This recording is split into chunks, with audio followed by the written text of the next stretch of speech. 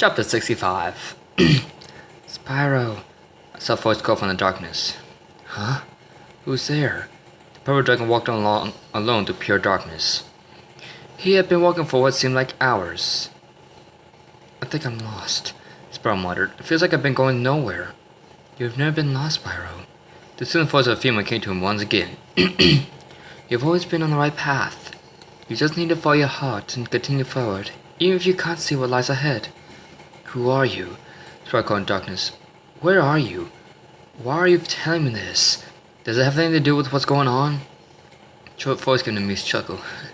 Oh, Spyro, always so curious and wanting to find out all the answers. Just give it some time. They'll come to you soon. I promise. In time? Spyro protested. I don't have time, though. We don't have time. The Dark Master is trying to destroy the world again. I'm powerless to stop him. Spyro, my dear, it's not always about who has the most power. You are a dragon of legends and a hero in your own age. Same goes for Cinder and your friends. What matters is your focus, your determination, and the purity of your heart. The voice gave another light chuckle. Besides, you've always had the power to protect the world and those you love. You've even tapped into it once already. Just keep focused on what you want to protect the most and it will come again. Alright? Spyro sighed.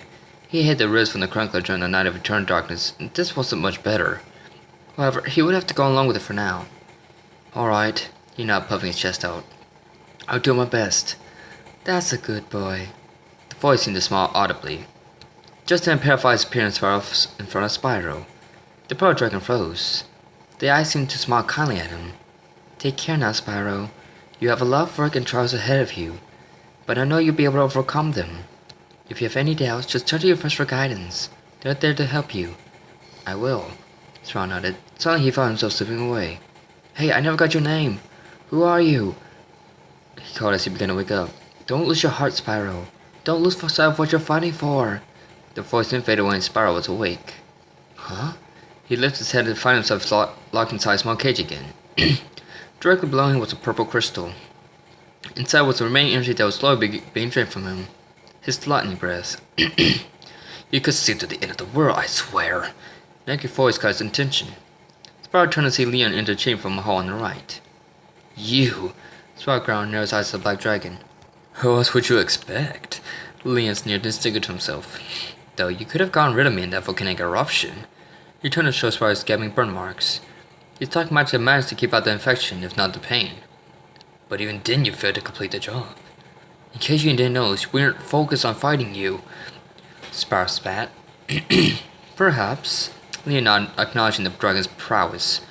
Or perhaps the fact that I'm still alive after that means that I'm just destined for great power. You all have tried time and time again to get rid of me, but I just can't keep going back stronger than before. The bigger they are, the harder they fall, Leon. Spyro pointed out. I take you speak from personal experience then. Leon smirked. Spyro only glared at him. Trust me. Leon growled as black magic began to emanate from his body and shroud the room in darkness. When I'm done with you, you'll be begging for me to end your worthless life. Spyro's heart stopped as the black dragon's eyes flashed with convexity. That split second was all the time Leon needed. The shadow slipped down and grabbed Spyro around the neck. The purple dragon was struggling to free himself within the closed confines of his cage. But the more Spyro fought, the more entangled he became. Within minutes, he was completely engulfed in darkness. The shadows began to conform to Spyro's body, turning his faded purple scales to jet black. Leon let out an evil laugh as he watched the dark dragon curl into a ball inside his cage as the energy continued to drain out of his body. Cinder saw him join and shuddered noiselessly. Cinder, what is it? Flame came to his feet. It's got a very bad finger by Spyro, the dragon replied, looking over the ceiling. Damn it! Why are we stuck in here? Ember fumed and breathed a wave of fire at the ceiling, scorching the stained tile black. Ember, calm down, said Snapped. You calm down, Ember shot back. Spyro's in trouble. Candace is missing and we're powerless to get out of this prison. The big dragons began to choke as she tried to keep him crying. She wasn't very successful. We've already lost Tremor. I don't want to lose any more friends. Losing our heads isn't going to help the situation. Sal sighed and placidly walked over to her friend and draped a wing around her. We just have to have faith that Candace, wherever she is, gets out and finds us before it's too late. Just then the room shook. The guys froze and stared at each other, moving only their eyes.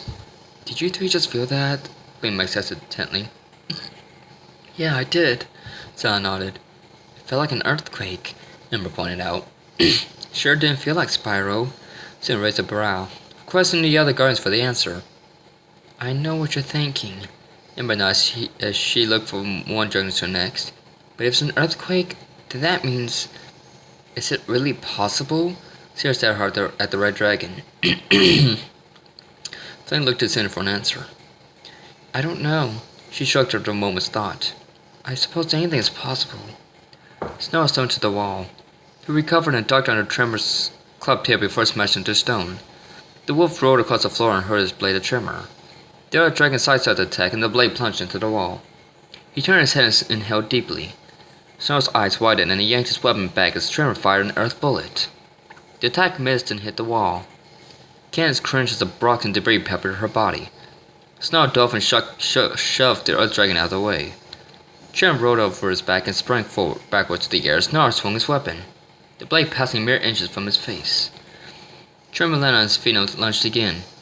Snar brought his blade down hard and Tremor dodged, keeping his momentum and butting the elfin wolf in the face. Snar yelped, releasing his weapon and staggering back. Tremor swung his muscular tail and knocked the Candace's feet out from under him. Snar hit the floor and grabbed for his weapon. Tremor stopped him by stepping on his arm, digging his claws into the wolf's thick flesh as if it were nothing more than wet cardboard. Snar punched the young dragon in the ribs, and Tremor cuffed hard, striking back off the wolf's arm. Snar grabbed his blade and swung violently, sending a shower of jabbed stone shards at Tremor. The other dragon's eye grew wide and he hugged the floor as the projectiles peppered the wall behind him. Tremor roared and fired another earth bullet at Snar's feet. The wolf sprang into the air and flipped over the other dragon. Tremor rolled away again as the alpha swung his blade in midair, narrowly missing his shoulder. Tremor bounced back and pushed the pack layer when he landed. The earth guardian spun low and connected his club with Snar's kneecap. The alpha bellowed in pain and collapsed onto his knee. Eat this! Tremor stumped his tail across Snar's face, sending the canine smashing into the far wall. Before the dust could settle, Tremor fired another earth bullet.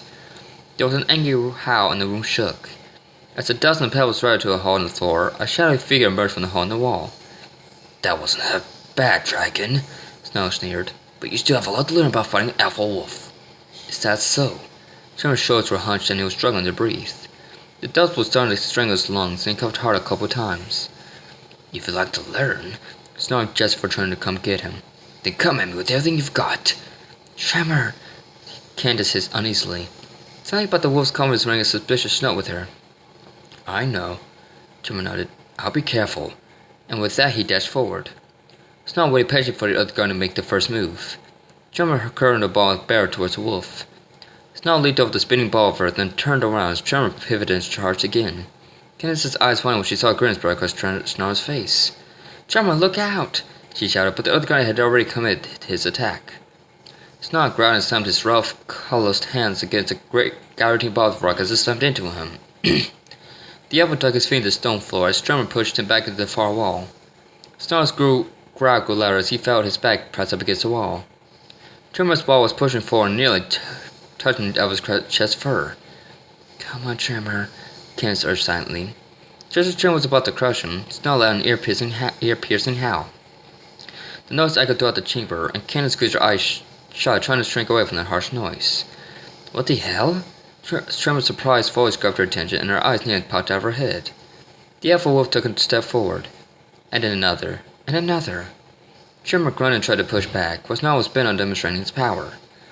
The wolf later dug his claws in the stone and put an end to Tremor's attempt at spinning into him. Inside, Tremor looked around frantically trying to figure out what was going on. He tried to escape from his self-made prison, but wasn't able to break through the thick barrier. Snar smiled and tightened his grip. With a mighty heave, he swung the spheroid around once before hurling it into the wall. There was a deafening crash as the rock shattered, and Tremor's cry stung Candace's heart. Tremor! She shouted. She desperately wanted to get free so she could fight by his side and put an end to the wolf's torments. I'm alright. Tremor coughed hard and nearly choked down the dust like hovering in the air. He staggered to his feet, stifling his cough as he glared at Snarl. Blood began to appear on the cut along his lip. The scales along his side were turning to scarf and bruises beginning to form. Don't tell me that's the best you could do, Snarl jeered. I know cuts with more power and skill. Oh man, you are so dead. Tremor cried as he started to circle each other. Tremor focused on the elf's head and began to ready his attack. At last he charged in.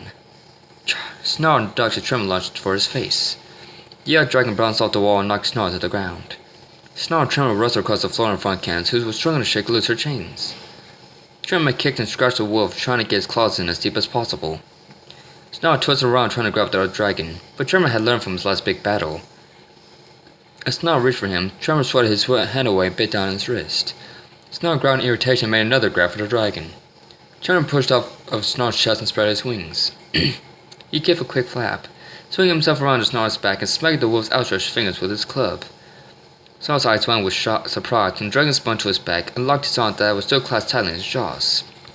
You can do it, Tremor, Candace whispered as she watched the elf struggle to get around the arm lock. Tremor was holding him tight, feeling every muscle in the wolf's body twitch and move to intercept his movement. At last, Noah had enough. He leaned back over Tremor and pushed off the ground, carrying the young dragon with him. The wolf curled into a ball and let Gray take care of the rest.